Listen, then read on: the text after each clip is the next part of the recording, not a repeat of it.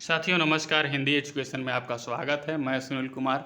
आज हम धनपाल, जोहिंदू, मुनी राम सिंह, अब्दुल रहमान, जिंदन सूरी, इन सभी महत्वपूर्ण कवियों के बिंदुओं को, जितनी भी महत्वपूर्ण बिंदु है उस सभी बिंदु को हम आज देखेंगे एक ही वीडियो में। अगर आपको ये वीडियो थोड़ी भी अच्छी लगे तो लाइक शेयर ज़रूर करेंगे। चलिए आइए शुरू करते हैं। धनपाल जी से शुरू करते हैं।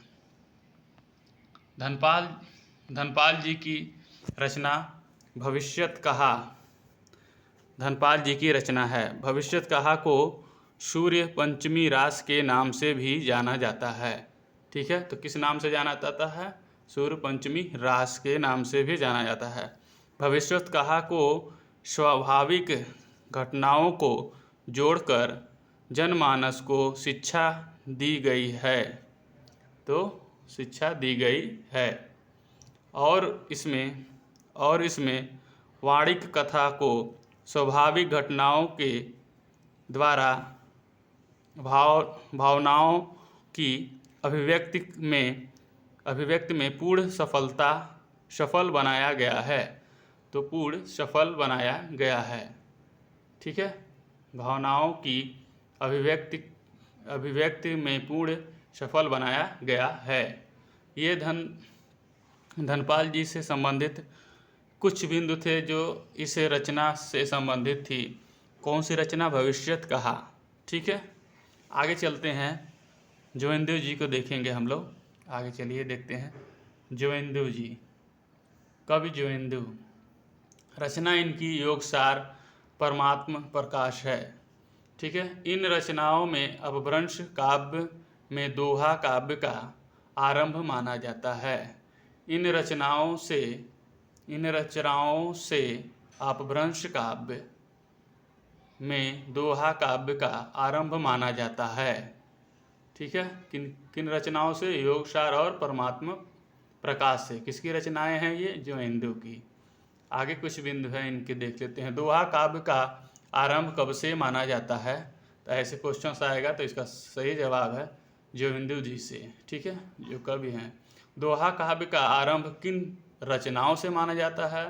तो किन रचनाओं से? तो योग, सार और परमात्मा प्रकाश से माना जाता है।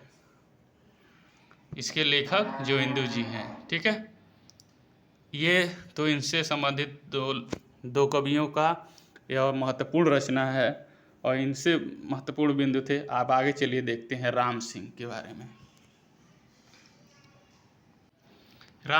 मुनी राम सिंह भी कह सकते हैं और मुनी राम सिंह भी, इन्हीं का ही नाम है।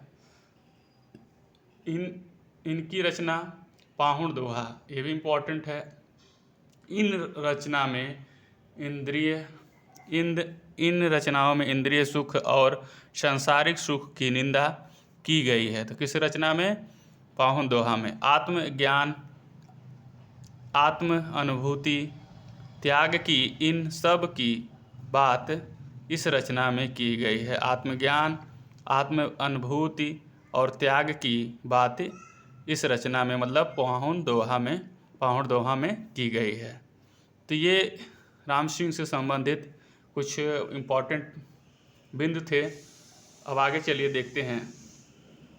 अब्दुल रहमान जी का समय 12वीं से 13वीं शताब्दी ही माना जाता है। ये मलेच्छ देश के मीरसैन ओरछा के पुत्र थे। इनकी जात थी जुलाहा। ठीक है, इनकी रचना संदेश रासक इनकी रचना है। ठीक है, संदेश रासक, यह एक मिनट थोड़ा सा ऊपर कर देते हैं जो आपको दिखे सही से। संदेश रासक यह भारतीय भाषा में रचित किसी भी इस्लाम धर्मावलंबी द्वारा लिखी पहली पुस्तक थी। ठीक है, तो इस्लाम धर्मावलंबी द्वारा लिखित पहली पुस्तक कौन सी है? तो संदेश रासक। ठीक है, संदेश रासक के अंदर विक्रमपुर की एक योगिनी की कथा है। तो किसकी कथा है इसमें? ठीक है, इसमें विक्रमपुर की एक योगिनी की कथा है संदेश रासक में। संदेश रासक यह एक श्रृंगार आधारित पहली रचना है जिसमें षड ऋतु परंपरा का वर्णन हुआ है। तो किस रचना में पूछेगा आपसे षड ऋतु परंपरा का वर्णन हुआ है, तो इसका सही जवाब होगा आपका संदेश रासक में। अब पूछ देगा, क्वेश्चन करेगा विक्रमपुर की योगिनी से संबंधित कौन सी रचना है, तो संदेश रासक है। ये सभी बिंदु बहुत ही इम्पोर्टेंट है और ये सभी बिंदु को आप देख लेंगे। अब्दुल रहमान हो गया हमारे 3-4 महत्वपूर्ण कवि और उनकी महत्वपूर्ण रचनाएं हैं। आगे देखते हैं इसी रचना से। इस रचना में संदेश रासक काव्य है। क्या है? संदेश रासक काव्य है। यह 3 खंडों में विभाजित है। ठीक है, ये 3 खंडों में विभाजित है। यह जो काव्य है मतलब संदेश रासक 223 छंद में लिखित काव्य है। ठीक है, तो ये लिखित काव्य है 223। जैनोत्तर साहित्य में लौकिक प्रेम काव्य की शुरुआत संदेश रासक से मानी जाती है। तो जैनोत्तर साहित्य में लौकिक काव्य की शुरुआत किससे मानी जाती है? तो संदेश रासक से मानी जाती है। ठीक है, आगे चलते हैं। इम्पोर्टेंट कवि हैं जिनदंत सूरी। इनकी रचना कौन सी है? तो इनकी रचना उपदेश रसायन है। उपदेश रसायन से रासक काव्य परंपरा का आरंभ माना जाता है। तो किससे रासक काव्य का परंपरा माना जाता है? तो संदेश रासक से। और ये किसकी रचना है? तो जिनदंत सूरी की। यह रचना 80 पद्यों में लिखी एक गेय काव्य है।